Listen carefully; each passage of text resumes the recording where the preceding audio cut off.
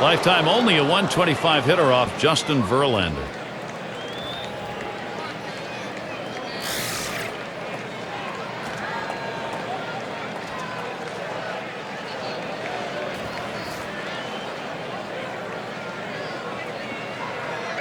The first pitch. And the pitch taken for a strike by Borges.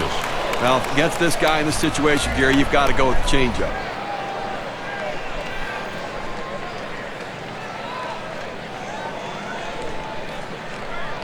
Now Avila sets up. Swings, hits this one pretty well. Deep right center. Bosch is there. The dive, and he's got it. What a catch. Had to lay himself out, but he comes away with it. Well, the key isn't the catch at the end. The key is first step. He got a great jump on it, and that's what allowed him to run it down.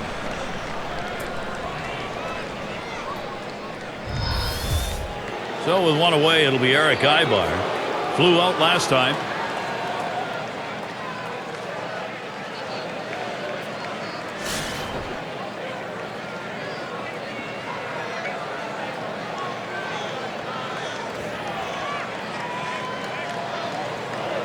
Here's the first pitch. And Verlander has him 0-1 with that called strike. Verlander just oozing confidence right now out there. I tell you, the consistency is starting to show. He believes. How's he been getting strikes? Let's take a look at his approach today. Well, what stands out is when he's been most successful is when he's hitting the inside and outside corners of the plate. He's keeping the ball out of the middle, and that's the way you have success in this league. That's exactly it. Keep the ball out of the center of the plate, make it difficult for the hitter to center the ball on the bat. Fastball got him 2 down. You've got to have better plate discipline than that. With 2 strikes, you need to be defensive and try to make contact, but when you get a fastball, you need to read whether it's a strike or not.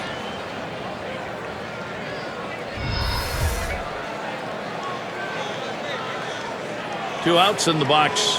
Bobby Abreu. He's got a .292 average when going up against Justin Verlander.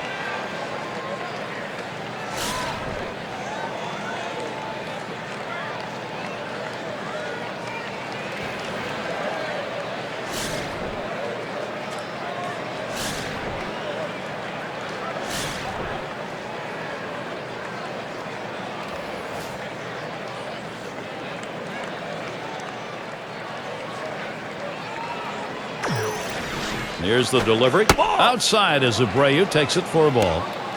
How's he using the strike zone to his advantage? Here's a quick look at how he's been mixing locations. One look at inside edge, and you can see, compared to what he normally does, he's missed more than his fair share trying to go outside. He's leaving too many pitches up where the hitter can see the ball well or it's out of the zone. He needs to target the bottom half of the zone much more frequently.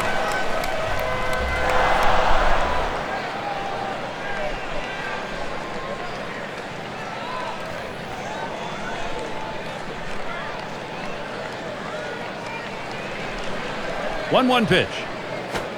1-1 pitch is a circle change. That hits the target. 1-2.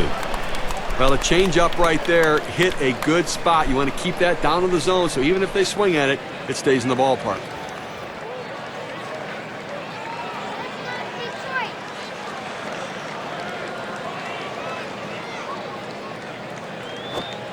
Bobby Abreu has struck out a big swing and a miss. And nothing across here in this half of the inning. The Angels 2, Detroit 1. Bottom 3 due up next. Sun shining here at Comerica Park here in Detroit, and a great view of the city from this yard. And it's Johnny Peralta in the box now. There's a strike from Wilson, taking the count to 0-1. Steve, let's take a look at his pitching performance. You know, you change the hitter's eye level, you move the ball around, and he just cannot catch up to that high pitch, and they're just underneath everything here. You get a lot of fly ball outs.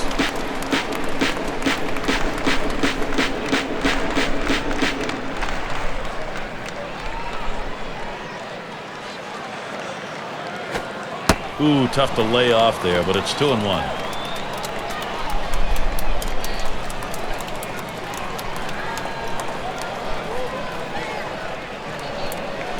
2-1 pitch.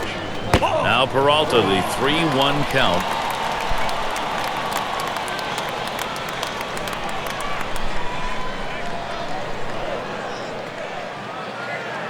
He deals.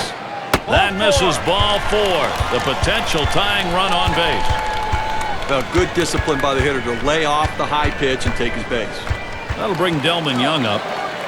Well, Delman Young has the skill and athleticism to be a superstar.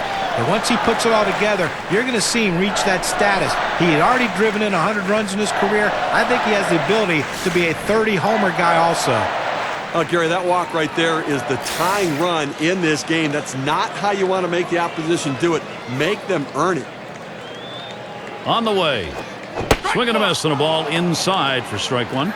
Stevie knows he's really got to pitch now. He's put himself in a situation where he's really brought pressure on himself. These are the type of innings you get really big on you right here. It's about damage control. I know you put the tying run on, but you've got to bear down right here.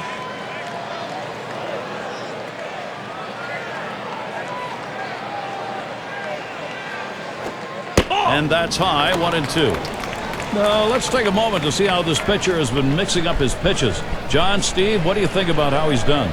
Pretty impressive stuff, the way he's been pounding this strike zone.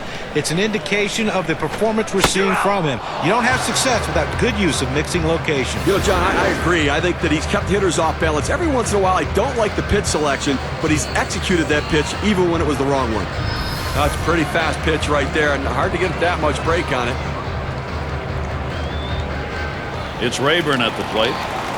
But with the way he's come alive after the break the last few years, Ryan Rayburn is making a name for himself as a second-half hitter. He always plays well after the All-Star break. Peralta's on at first base. Now the first pitch. He watches Wilson's pitch go by. It is interesting, John, that Rayburn's numbers career post-All-Star game are very good, but it's the front half of the year that gets to him. Yeah, and that's the thing that Jim Leland hopes to get out of him in 2012 is that consistent full season. Fortunately for him and his teammates, the playoffs are after the All-Star break, and he was solid for the Tigers last year in October with a couple home runs in the ALCS. Hit sharply towards the hole. Gets one at second. And that's 2. A double play. No runs, no hits. Nobody crossed the plate in this half inning, and nobody left on base. The Angels still enjoying this lead.